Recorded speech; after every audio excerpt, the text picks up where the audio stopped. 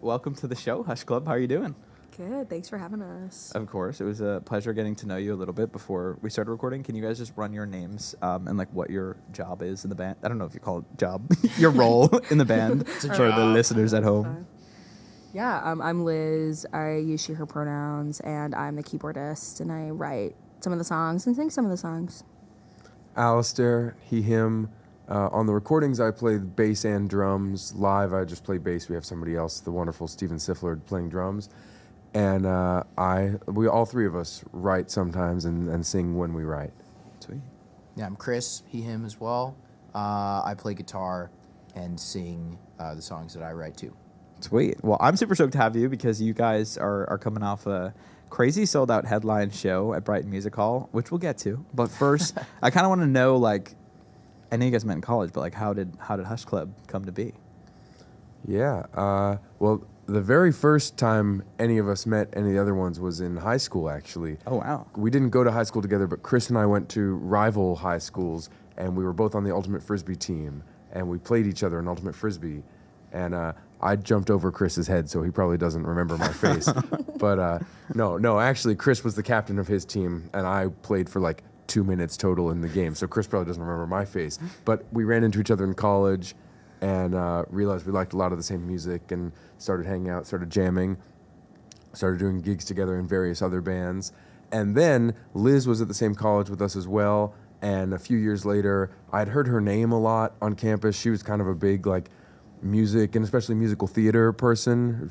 I think we come more from the rock and roll world, and Liz comes more from this other world where she was kind of, I think, one of the big stars on campus, like wrote and directed this whole musical herself. And I remember seeing her name on the posters, and my friends were going to the shows, and sort of eventually it was a small enough world that we met each other and we started playing together too. And by the end of college, all three of us were playing together. Sweet. What school did you guys go to? We went to Harvard. Oh, dang. Okay. Smart. How did you guys come up with the name Hush Club? It was kind of at the time, it was just something we thought sounded cool, but since then it's taken on a meaning that we didn't really anticipate when we selected it. It was just sort of phonetically, we were like, yeah, that sounds like a band. But since then, as we've made different kinds of music and discovered more of what our musical identity is, I think all the time about, like, this song's kind of more on the Hush end of the spectrum. This end's kind of more on the club end of the spectrum. Ooh, I really like so, that. I don't know if you know the album we put out in 2021, Fingerprints and Stains. Kind of vibey, gentle, lush. A lot of people called it dream pop when it came out. That to me is a Hush album. And then I think you're going to ask us about this song, The Moon, that we came out with more recently. That's got you can dance to it. It's got a bass line that's kind of funky. It's got a mega catchy chorus, which I take zero credit for. That's all Chris. That's a club song. And so we're always sort of negotiating, reconciling the distance between the Hush and the club. Wow, I kind of love the idea of having that spectrum. Did you have like secondary names that you almost went with? A million of them. I don't Like even a know if I spreadsheet. remember any of those. I remember a couple. One of them was Rain Diver. Yeah, Sunspell. That's another Sunspell. one. I kind of like that one. Yeah, they are. Alliteration. Those were the final three, I think, right? Hush Club, Rain Diver, Sunspell. Yeah, we got a lot of input from friends and family, and I think we all personally like It was Hush Club the unanimous. most. I like it. Yeah. I love it, actually. But I actually first came across the band on TikTok. Specifically the TikTok. I'm going to read it. It said, if you send us proof that you saved this video, we'll invite you to our house and make you a pizza with a topping of your choice. I mean, that obviously ended up blowing up on Bostontok with over 50,000 views. How did the pizza idea even come to be? Yeah, I'm kind of a nerd about stuff where, like, I just always have to have something, like, whether it's musically related or not, that I'm just, like, trying to, like, figure out. Yeah. And pizza was one of those things where, like, I got really into pizza making, like, I don't know, 2 years ago. And then, like, gradually that has just gotten more, like, I've wasted more and more money trying to improve my ability to make high-quality pizza. So I have, like, one of those, like, uni ovens and stuff. Nice. And I don't know, I just have a ton of fun, like, trying to figure out the little quirks of it. And so we make pizza a lot at the house. Okay. And so one of those times we were making pizzas, because we were, like, working on one of Liz's songs that's in the works all day. And at the end, we were like, oh, we should like make pizza. That'd be a fun way to hang out.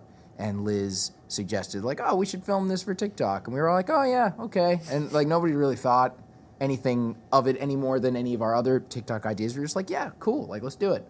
And Alistair put the post together, and like we weren't really at the time like assuming that many people were going to be interested in this. So I don't want to say like it wasn't a serious offer, but it was kind of a joke. And when it ended up sort of popping off a little bit, and we ended up with like something like 1,500 saves on that video, which technically puts me on the hook for 1,500 homemade pizzas, which it's a lot of pie. I think I calculated would be like, I don't know, like 2 tons of flour, some absurd amount of material. I feel like at that point you need like a food service permit. Yeah. To give that many people food. There's some liability there. Yeah. So it ended up being the kind of thing where we did want to like, you know, make good on our promise as much as we realistically could. So one day, like a few days after that had happened, we invited the most enthusiastic group of commenters to come over, and I actually did make them pizza. Oh, no way. Which was funny. So there's another TikTok video we made of us like actually making pizza for some of these folks, which was fun. It's the one with me and Chris in chef hats, if you go back and watch it. So they were full-blown strangers in your home? Yeah, which was an interesting experience. How was it? Did it turn into kind of like a Q&A, or were you guys just kind of hanging out? It was, honestly, I was really happy with how it went. They were the coolest people. It just kind of felt like we were making new friends. It didn't feel like we're the artists, they're the fans. It felt like we're just like having some cool people over and having pizza with them. Yeah. Yeah. Some of them came to the show later, and it was fun. Liz and I were talking to some. Remember the first 2 people who arrived at the pizza thing at the show, and again, it didn't feel like a fan. It felt like, oh, I'm so glad to see Katrina. I'm so glad. Maybe I shouldn't say their names on air. Maybe that's violating some kind of privacy. But like, hey, how are you doing? Like, good to see you. That's awesome. And that when we did it, it was like, how's this gonna go? Like, I think we should do it, but like, I wonder what it's gonna be. And it was really cool. Yeah, you sort of never know who's going to show up when you invite, 10 random people from TikTok over. So I was a little bit like, ooh, one of these people could be a little strange. But fortunately, they were all super nice. And yeah, it was an awesome experience. So that whole thing was funny and fun. That's definitely something like only music could make happen. Yeah. And that's why we love music here. Oh, yeah. What kind of venues were you playing before this Brighton Music Hall show? Like, what capacity rooms were you hitting? In Boston, at least, I would say our biggest headline show was at this venue in Harvard Square called Club Passim, which is a venue we'd been wanting to play for a really long time. A lot of amazing artists, in their own day had played there, like Joni Mitchell and Bob Dylan. John Mayer more recently. That's true. Maybe the kids know John Mayer more. Interesting. Yeah. But so we played 2 shows there, one before the pandemic started and one in 2020. No, both after the pandemic ended, 2021, 2022. Oh, well. Yeah, not to be the nerdy librarian over here, but someone's got to do it. Band historian Alistair McKenzie. So that had been our... No offense to librarians out there. that had been our biggest headline show up until this point. And then we had also played Brighton as an opener and similarly sized venues like the Crystal Ballroom in Somerville as an opener, but never as a headliner. Okay. So before we did the whole pizza route and you were gaining some traction, were you guys nervous? Because isn't this kind of like an upgrade in venue capacity? Oh, massive. Yeah. For sure. Yeah, and it was not our first sold out show because those, I think, was it both of the Passim shows? Yeah, both of the Passim shows sold out. So that was cool. And we were, I think that was a sort of encouraging sign early on that we were doing something right. But I think this was a big jump from that for us, obviously, because 500 cap is significantly larger than that. But yeah, I think we were all feeling some nerves going into that just because it was such a new experience. But I think I feel like over the years I've tried to get better at talking myself out of performance anxiety by trying to rationalize what is there to actually be afraid of here. And I think for us I was really proud that we were really well rehearsed, but also I was excited because it really was like a community event, and I felt based on the way people were talking about it and TikTok comments about being excited to come, and based on people we knew who were coming. It seemed like people were really excited to like show up and like engage with other folks. Yeah. And so I think when we were getting ready to go on stage, I was more sort of thinking about like, this is just like really awesome. Like we're getting to sort of hang out with a lot of other people who are interested in sort of coming together around this music. And looking out into the crowd while we were on stage, it was more just like, wow, this is just a really cool like community event. Definitely. And so I think that helped me be like, it doesn't matter. Make a mistake or something here and there, like whatever. Everybody's having a good time, and it felt special for that reason. Yeah, there was also a really special moment where I think Chris like surveyed the crowd and asked, who had been to a Hush Club show before, and then a bunch of people raised their hands, and a lot of people we'd seen at shows before, a lot of our friends and family, and then he asked, who hasn't been to one, and like a large percentage of the crowd, hooted and hollered and whatever, and it was awesome. It was a really remarkable moment for me, at least, because I think it was, the first time we had played to that many new people who were seeing us do our live show for the first time, and that felt also really special. Yeah, I love what you said about it being a community event, because I had so many people reach out to me and be like, are you going to this? As if it was like, it reminded me of like Porch Fest, of people being like, are you guys coming to Porch Fest? I'm like, wow, how do you know that? Like, that's sick. And then obviously I was away, so I couldn't attend. But I would Venezuela. I was in Venezuela on a hiking journey. But that being said, I would love to kind of know like the energy of the space. How was it? It was so. I mean, electric is an overused, abused word, but it really was. It felt really live, really exciting, and it felt kind of just not that different from the past smaller shows when we played to friends who we know love us and want us to succeed and are excited. It just felt like there were more of those people now. It felt like a lot of warmth, a lot of love, and this was confirmed, I think, at the end of the night when we took all these people out for pizza and got to meet them in person and or reconnect with people we'd already known.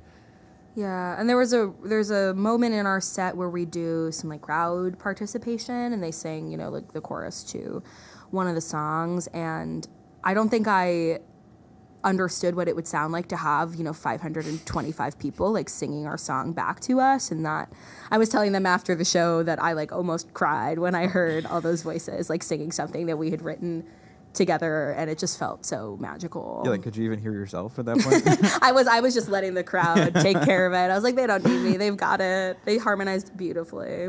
That's awesome. I'm glad it panned out and it sold out, and I'm excited to see like how you take that and run with it. I need to ask though, Graffiti Pizza, how did they get involved? Because obviously, I mean, you couldn't make 525 slices of pizza. And I asked the venue about that. I was like, if I start like making pizzas now and I freeze all them, like, can I like sell them as merch? And they were like, no. Yeah, it's got to be some sort of violation. I sell them as merch is hilarious. Or even give them away as merch. Give them away. Yeah, because of course we said free, but yeah, that did not turn out to be an option, which I totally understand. No shade is being thrown at Brighton. That's a reasonable line to draw. I think the like guy we were dealing with emailed us back and was like, what if someone like throws a pizza on the stage? Like, do you want that on your gear? And I was thinking of that scene in Breaking Bad where Walt like throws the pizza on top of the house, and I was like, yeah, that's probably not the best idea. There's precedent. Yeah.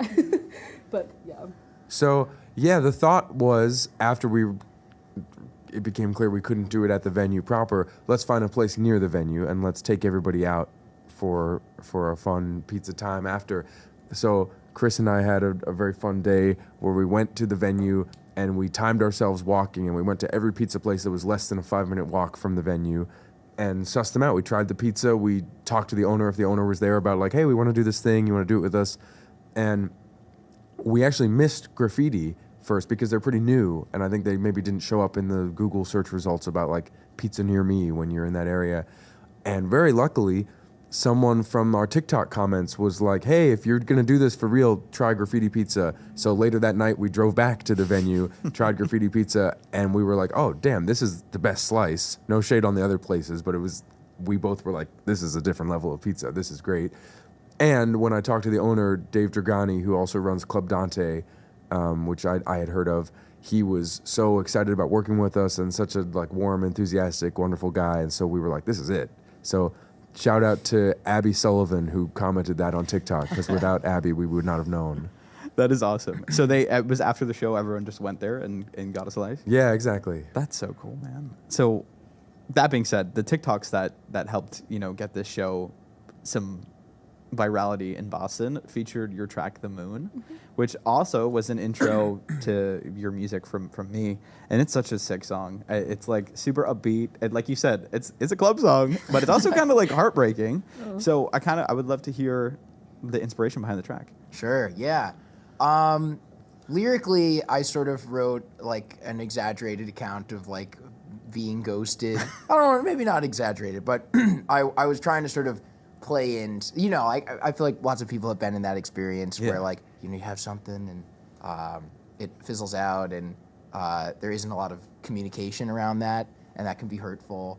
And I feel like in the, I sort of was like, I'm just going to let my emotions fly in these lyrics and so, I think that's what ended up coming out. So the sort of heartbreak aspect, I don't, looking back, like, consider that to be like a super heartbreaking experience, but It's not such a big deal. He's totally over it. I was gonna say, I always say this, and that's the joke everybody always makes, which is totally fair. But yeah. Anyway, so lyrically, that's the situation. But I think more of what I was really like, I guess sort of the biggest inspiration for that was actually listening to a lot of pop music.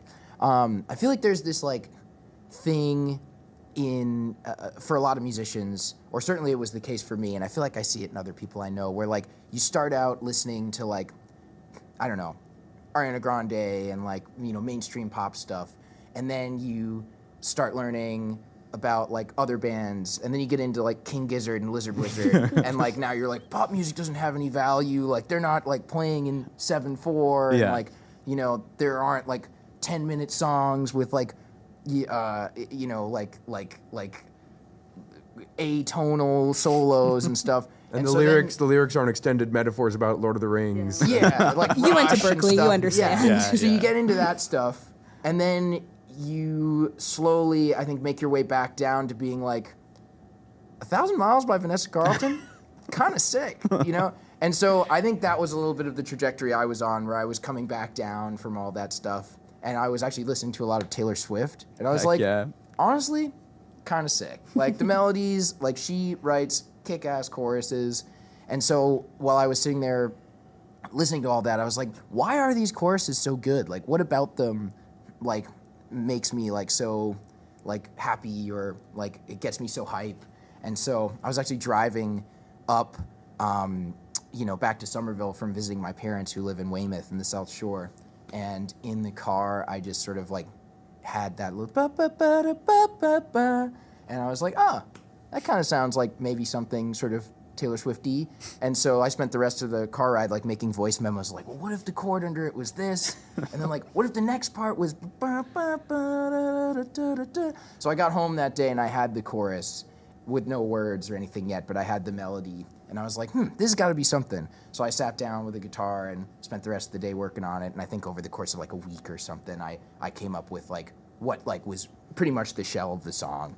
But yeah, that was sort of what I was thinking about, which was a sort of a new experience for me, because I feel like in the past my inspirations for like songwriting and stuff have come from some more of that, like, I guess like indie, less mainstream stuff. And so this was a cool experience to be like, well, how can I like incorporate elements of like this stuff that I'm currently into, which is like sort of the pop stuff, and still have it be something that feels like Hush Club. Yeah. For no reason other than that's just what I was into at that time. So that's pretty much the story of how that one came about in its early stages. And then, like all of our songs, usually the way we write is somebody will come in with a like demo of it, and the others will play like an editing role.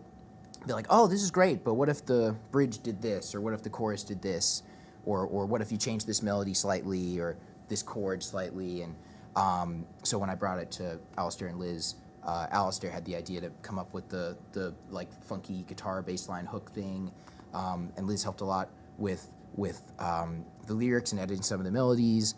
And I think once we all had sort of weighed in, it turned into, what you hear now on Spotify. So I think that's pretty much the story. How long was the turnaround time from like when you had the idea to when it came out? Long time, like 6 months, maybe? I made the Okay. first demo of that, or like the voice memo in the car that I was talking about was probably March 2022. 2023. 2023. Sorry, 2023. So 9 months. Yeah, 9 months. So it was like It's literally your baby. Yeah. it was literally True. That's right. True. And during that time, we released like 2 or 3 other songs. There's always Okay. a line. So it's Yeah. like, you got a new demo, like, go to the back of the line. Does that like frustrate you at all? Like having the patience for a song that you really like to come out? We really like all of them. So Yeah. it never feels like I'm waiting in line behind these shitty songs that I wish we weren't releasing. It's like, oh, yeah, of course that one's going to get released first. I Yeah. love that one. Then we'll work on my one. Yeah, and I also feel like, maybe there's some version of this where like we wait too long and it becomes like robotic, but I never feel that way about our songs. I feel like all of them benefit from that like marination. Yeah. Because I can spend time like, when Chris writes something, like listening to the demo and being like, I think it'd be really cool like if we had this like spooky keyboard sound or like a pedal steel do this line, and then we can like mess around with it and sit on it and then decide whether or not we like it. And it never feels like we're trying to meet a deadline or rushed or anything. And like I think between the three of us, we like write songs at a good enough pace that like there's a steady-ish stream of things that are being cooked up and coming out. And so it feels like, yeah, what Alistair was saying, like we're always working on something that we're excited about. Okay. Something that actually just came to mind. I'm not a musician myself, but I'm not very good at like being complete with something. Like, and I feel like a song can go so many directions, and you can always add something new to it, or you can take something away. So, what's the process like of you being like, "This is it. We're not touching it. It might not come out in 9 months, but we're not touching it." Well, we usually don't hit that point until pretty close to the time we release it. Oh, okay. I think if we had finished it, so Chris started writing it in March. If we had made a finished recording in March, I don't even know where I'm going with the sentence because that's never happened before, right? We probably finished the recording in mid-November for the December release. And so it's I think if we'd had something that we thought was finished in March, but then we're sitting on it for months, we would have tweaked it. Yeah. It probably also would not have ended up being finished until November. So I don't even remember what your question was, but it struck me as like, oh yeah, we don't work that way, really. Yeah. Well, I mean, that's the answer. You guys just don't work that way. Yeah. I obviously am trained differently, and I'm like Yeah. can't commit to anything. So good on you. It's like, I don't know if you ever like finished a paper ahead of time in college. I didn't do that very many times, but on those rare occasions I did. It's not like you finish the paper on Mondays due Friday and you don't look at it at all. You're you probably Thursday night. You're like, let's see if I can make that intro a little better, Okay. or let's see if like the title could be different, right? It benefits from the extra time. It's not like you just put it in a vault and forget about All right. it. So it's constantly evolving. Well, it was interesting to hear about like your kind of artistic approach to your music. I would love to talk more about the business side of things, just because when I came across you, I immediately looked you up, and you honestly had a lot more in place than most like independent artists at this point in their career that I have worked with, or at least had on the show. Like, you have a website, which is huge. You're actually available on streaming. You have professional photos. I'm kind of curious, like, where are you in your career? Do you have manager, publicist, booking agent? What's your gigging history like? All the above. We have no professional people working for us. That's all us. We have like, I think a lot of the photos are taken by people we hire freelance, or by our roommate Josh took the last batch of photos. Josh Murray, incredibly talented photographer, not a full-time photographer, but if anybody wants to hire him. True. Very true. And where do we think ourselves in our career? The main answer that comes to mind for me is different from 2 months ago. Like, we just took a big step, it feels like, and I'm really excited about that. And there's always more steps to take, but it feels like 2024 is going to be a fun, interesting year for us. Okay. And what what are we trying to do with that? I'm kind of curious. I'm going to dig here. Yeah. Do we have anything in the works? Oh, we for have a 2024? million things in the works. Oh, yeah. We Lots. got, Chris alluded earlier to the song we were working on the night we filmed the pizza video, is a song of Liz's that we're super excited about, that we'll probably put out in the next few months. And as always, we've got the line of a million demos. I think we all have other stuff in the oven. So certainly more released studio music from us is something to expect in 2024. We're starting to put together more shows, and I that's a place where I think this Brighton Music Hall thing really changes stuff. Yeah. I think I don't want to jinx it. This is real wood, right? Yep. But but I think we're eligible now for types of shows and getting in front of numbers of people that we probably weren't able to get in front of before. In Boston, certainly, but also I think other places. So I think we're hoping to take it on the road this year, even just in a relatively small regional way that we didn't do last year, the year before. Yeah. So Northeast, New England, we're coming for you. I mean, I imagine artists that are touring through Boston will hit you guys up for opening slots too. And well, that's already happened a bit, Yeah. right? We'd played at Brighton twice as an opener and Crystal Ballroom once as an opener. So I think, yeah, if anything, that'll happen more, and that would be very exciting. That's sick. Hopefully Is there bigger rooms. Yeah, is there a specific venue in Boston that you really want to play at? I mean, there's a bunch of them. I think, yeah, I think part of what makes this like really special for me, just being in a band and getting to be part of the music scene, is just like, you know, it's a way of opening yourself up to cool experiences. And I think any new room kind of is a cool new experience. And so I think for me, it would be special just because it's near our house. And I've seen a ton of shows from bands who I look up to a lot there, but it'd be great to get a Sinclair date at some point. That'd be really fun. But I think like I could say that equally about kind of any of the venues around here. So again, I think like what I'm really hoping will come out of this for me personally at least is hopefully that just opens us up to you know, new opportunities for really cool performing experiences that like we can look back on fondly, and hopefully if that exposes our music to new people and helps us to continue to sort of grow our fan community in some way and continue to connect with people and have special experiences like that, then yeah, that's the dream, I think. Nice.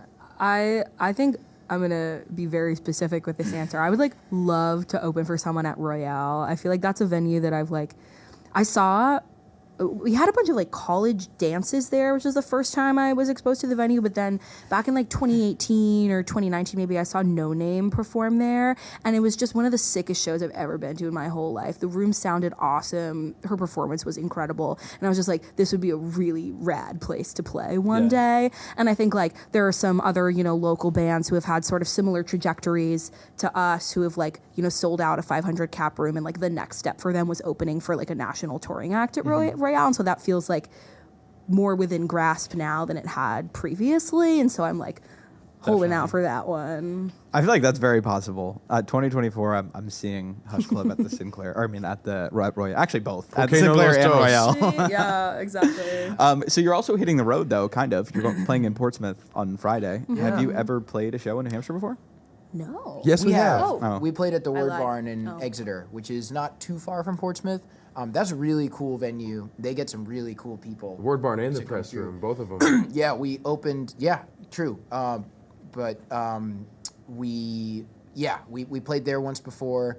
That was really special. It was in the summer. They had like a little backyard that's awesome. portion. But the indoor portion of the venue is this really cool, you know, barn, as the name suggests, but has you know, just cool art on the wall, and it's like got all this woodwork, and it's a beautiful venue. And we were really excited to get the chance to play up there. But we played their sort of outdoor backyard summer series, which is, you know, the same as any other show. It's just that in the summer they move them outside. Yeah. And I remember at the end of that set, it's like dark, and you know, the music is playing, and like you can hear the crickets in the background. And I got poison ivy at that gig, which was less fun, but that was my fault. A lot of mosquito Going bites. off the trail. But anyway, that was cool.